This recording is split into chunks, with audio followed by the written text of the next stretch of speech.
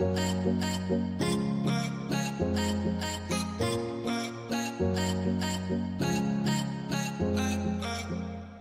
bonsoir et bonne année à notre invité Louis Hennes. Bonne année! Bonne année! Tout va bien, Louis? Tout va bien, super! Waouh! Alors merci. Donc on rappelle que c'est tous les premiers jeudis du mois. Donc on commencera une année 2022 complète avec Louis. Louis qui est diététicien, nutritionniste et tabacologue.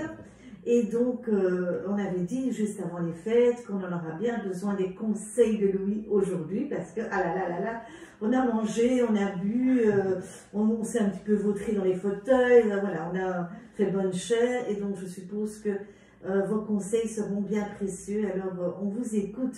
Qu'est-ce que vous nous conseillez? Tout à fait. C'est vrai que la fois passée, on avait parlé justement de cette période de fête qui était parfois un petit peu plus compliqué à gérer niveau diététiquement parlant, on va dire. On essaie justement d'avoir un petit lâcher prise aussi en disant ben voilà, c'est les fêtes, c'est une fois dans l'année, donc le plaisir social et alimentaire est important, il ne doit pas être négligé dans la prise en charge. Et justement, ben, janvier, c'est vrai que c'est la bonne occasion de se remettre un petit peu sur les rails, sur le bon chemin. Et c'est souvent le mois aussi où il y a souvent des bonnes résolutions, etc. Ben c'est de ça qu'on va parler aujourd'hui, hein, justement, de ces bonnes résolutions. Moi, je les vois d'une façon positive, ces bonnes résolutions. On a souvent tendance à dire que voilà, les bonnes résolutions, ça ne dure qu'un temps, etc. Mais justement, pourquoi pas se poser la question de pourquoi est-ce que les bonnes résolutions sont souvent une source d'échec? Ben, voir un petit peu, est-ce que le changement qu'on provoque à notre corps d'un jour à l'autre, ben, après les fêtes, on se dit souvent, ben, allez, je recommence le sport, je recommence l'alimentation à fond, etc. Et se dire, ben, est-ce que ce changement n'est pas trop important, trop inconfortable pour le cerveau et qui ne sache pas faire la part des choses et arriver à son but final? Parce que c'est vrai que il faut partir du constat que chaque changement est un inconfort pour le cerveau, le temps qu'il s'habitue, etc. Donc justement, au lieu de créer ce gros changement d'un coup, où justement il y aura cette période de motivation qui suffira à faire des efforts, etc.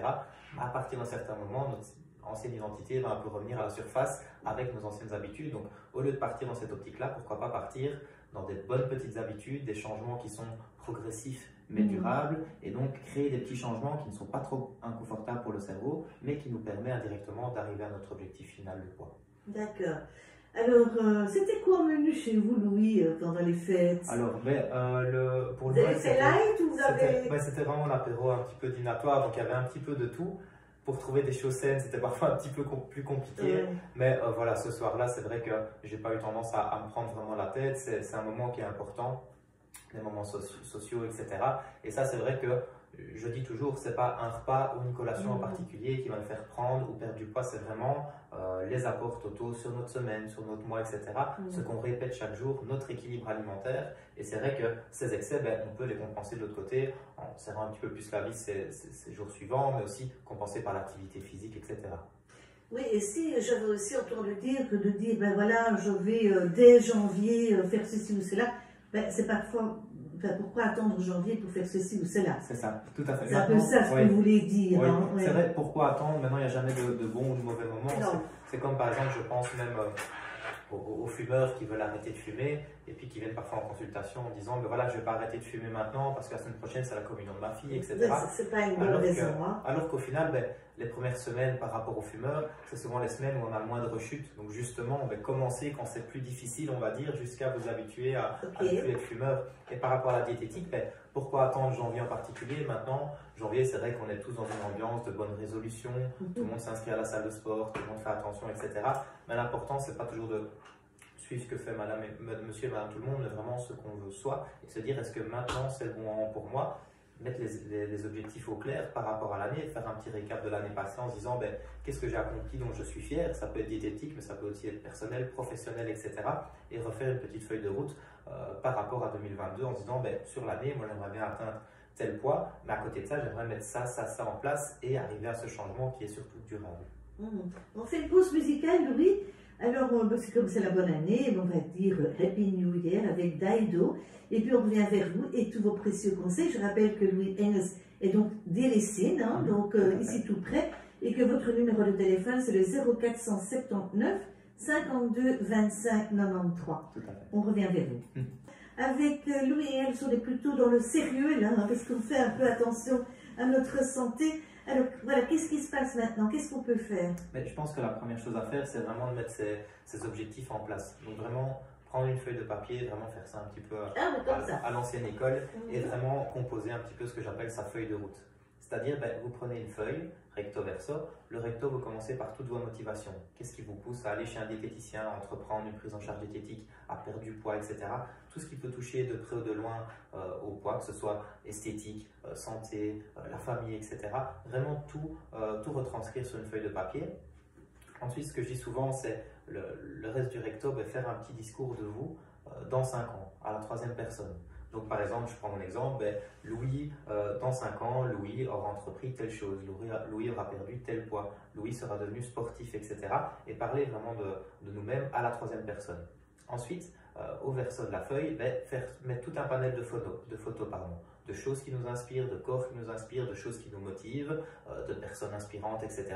Vraiment faire tout un panel de photos, que ce soit la famille, une personne qu'on aime, un corps qu'on aimerait bien avoir tout doucement, mais vraiment mettre tout ça sur papier.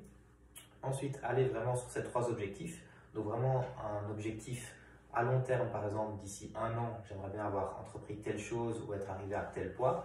Dans 6 mois et dans 3 mois. Donc vraiment court, moyen et long terme. Donc vraiment mettre ces objectifs en place. Ça ne doit pas toujours être un objectif chiffré de poids. Ça peut être dans 3 mois par exemple, j'aimerais bien avoir arrêté le grignotage. Dans 6 mois, j'aimerais bien avoir commencé un sport. Et dans 1 an, j'aimerais bien arriver à tel poids par exemple. Ça, c'est des objectifs un petit peu qui ne sont pas trop chiffrés. Et puis à la fin, faire vraiment 3 croyances positives. 3 croyances positives, c'est en fait le but, c'est de se dire que l'inconscient ne fait pas la différence entre fiction et réalité. Tout ce qu'on entend, tout ce qu'on dit, etc., notre inconscient aura toujours tendance à le transformer en son équivalence physique. Donc ça veut dire si je commence à me répéter tous les matins, je suis sportif, je me sens bien dans ma peau et je fais attention à ce que je mange, au final l'inconscient entend tout ça et il transmettra un petit peu ça dans son équivalent physique. Donc justement, une fois qu'on a retranscrit un petit peu cette feuille, ce qu'on appelle vraiment feuille de route, qui va vraiment nous aider dans nos objectifs, c'est la première chose à faire le matin. Par exemple, quand la douche devient chaude ou quand le café passe ou quand la radio va un petit peu et qu'on est au calme, vraiment relire cette feuille à voix haute. Tous les matins, de manière à vraiment s'imbiber nos objectifs, se familiariser avec ce qu'on veut réussir à faire. Et tranquillement, vous allez voir que tous les matins, vous aurez votre ligne directrice pour la journée. Et ça, c'est vrai que c'est intéressant pour entraîner notre motivation. D'accord. Et les photos, donc de l'autre côté, c'est pour visualiser ce qu'on a envie de faire. La visualisation, c'est un exercice très intéressant à faire. Fermer les yeux, déjà s'imaginer dans le corps qu'on aimerait avoir, à la plage, avec sa famille, sans problème de santé, etc. C'est toutes des choses que de grands sportifs font, etc. Par exemple, il y a plein de grands sportifs de haut niveau qui visualisent déjà leur compétition avant d'y être, déjà en marquant un point, en marquant un but, en arrivant à la ligne d'arrivée, etc. De manière à ce que l'inconscient transforme vraiment ça en équivalent physique et c'est vraiment le but de la prise en charge aussi.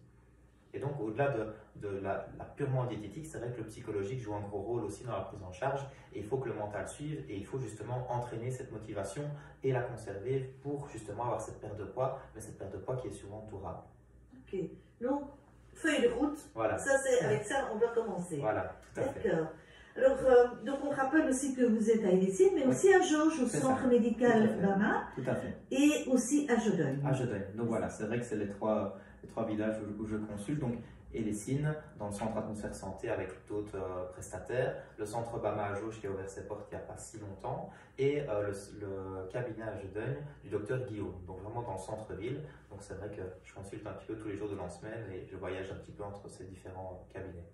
Alors effectivement, parce que c'est du sérieux, hein, c'est se réconcilier avec soi, avec son estime de soi et sa manière de manger. Donc l'hygiène de vie a vraiment son importance, hein, c'est ça surtout. Et justement, et vous guidez la personne alors à ce moment-là. Tout à fait. Et on essaie justement que cette estime de soi, elle remonte. Parce que parfois, notre estime de soi a tendance à baisser un petit peu pour des choses qui sont au final pas très importantes. Par exemple, si aujourd'hui je dis demain je me lève à 6 heures parce que je suis décidé, etc. Du matin, je parle. Donc, si demain, par exemple, je ne vais pas mettre de réveil et je vais me lever plus tard, ça va inconsciemment me décevoir de moi-même. Et donc, c'est comme ça que notre estime de nous-mêmes, elle descend un petit peu tout le temps. Et c'est ça qu'on reproche parfois aux bonnes résolutions, c'est de se donner de trop gros objectifs et au final d'être déçu de soi-même, d'avoir une estime de soi qui est diminuée, etc. Alors qu'au final, c'est peut-être que l'objectif était trop important, trop inconfortable et que le cerveau n'a pas su suivre.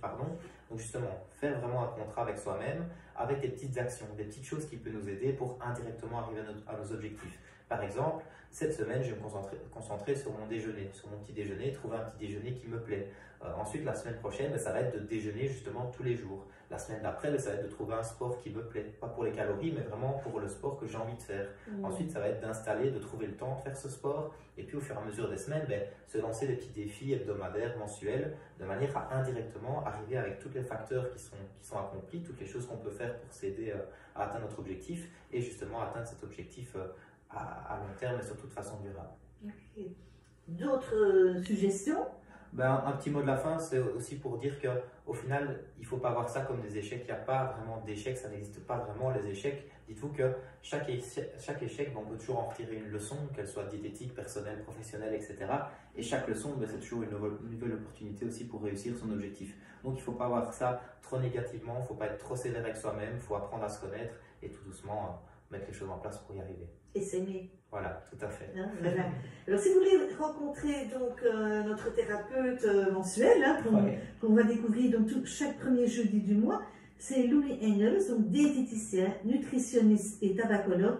La différence entre diététicien et nutritionniste? Alors, nutritionniste, c'est pas reconnu. Donc, c'est-à-dire que monsieur et madame, tout le monde peut se dire nutritionniste après avoir suivi 2 heures de nutrition. Mais c'est vrai que c'est un terme qui parle à beaucoup de gens. C'est pour ça que je l'utilise aussi. Et diététicien, c'est vraiment un bachelier en haute école avec 3 ans, avec un arrêté royal où il stipule bien qu'on peut pratiquer la diététique. Et du coup, c'est le petit diététicien qui est reconnu et pas nutritionniste. Sauf si on parle de docteur nutritionniste, docteur, donc avec un grand bagage médical et qui ont fait après une année de spécialisation en nutrition.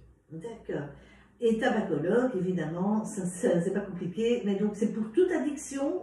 Non, c'est juste pour le tabac. Il existe aussi des différents prestataires pour l'alcool, etc.